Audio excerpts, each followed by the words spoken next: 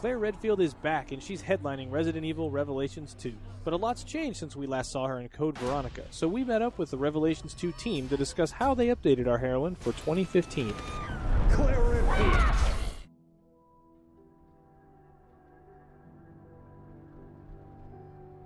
Clearly, she is older, and I think that factors into her design, but what we really wanted to focus on is the experiences she's had. It's less about the way she looks, and it's more internalized. So I think what we've done is we've tried to create a character that gives a sense that there's more to her than you might see on the surface, that she's got a lot going on inside as well.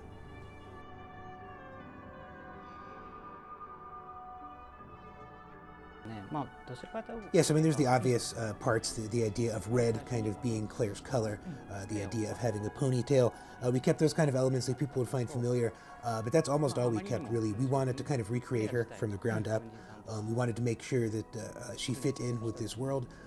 Claire's kind of unique in the Resident Evil universe. She has engaged with enemies in this universe before, but she's not a soldier. She doesn't have military training. We needed to maintain some amount of vulnerability with her. She is certainly a strong and tough character, being that she's been through a lot in Veronica and elsewhere, but at the same time she has a kind of vulnerability, the ability to feel fear that other characters in this universe might not, given their training. So we wanted to make sure that was coming through loud and clear, that she's tough, but she's not invincible. So, in addition to keeping, like I said, the idea of the color red and the ponytail, we kept that intact. We kind of rebuilt the rest of her around these general character ideas.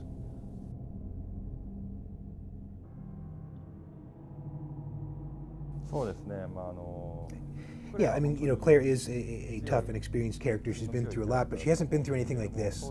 She is pulled out of the world of TerraSave and kind of thrust into this truly insane and crazy place, to the point where even for someone as experienced and as tough as her, this is going to be a challenging kind of situation. So, that vulnerability, I think, comes in the extremity or the extremeness of the situation that she's in. It's really important to us, that part of this character arc and part of what she's all about isn't just about being tough, it's also about the real humanness kind of inside her.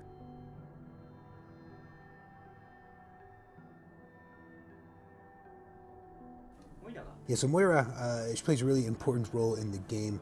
So what we did as far as her design is concerned, we talked about what we did with Claire, how we kind of rebuilt her as kind of a different take on the character, but that at her core she's still really tough, and she's had experiences in the Resident Evil world that have toughened her up a bit, even though she retained some amount of vulnerability. What we wanted with Moira, she needs to be more of a pure avatar for the audience who's playing the game. We want someone who is not just kind of vulnerable, but completely vulnerable, completely able to feel fear in this situation. The idea here is that she kind of acts as a counter to Claire, and that had to come across visually as well as gameplay-wise.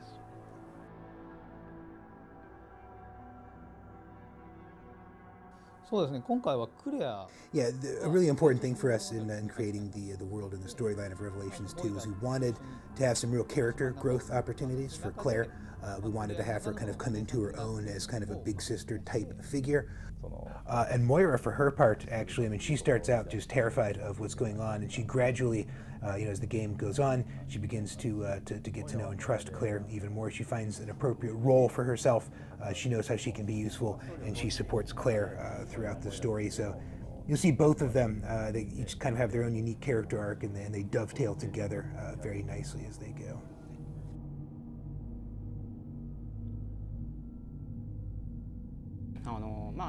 So with the original Revelations, because it was, as you know, a 3DS title in its original incarnation, the art direction approach to that was to focus on that sense of depth, on the sense of something kind of hiding in the depth where you couldn't quite see them, farther ahead in the darkness.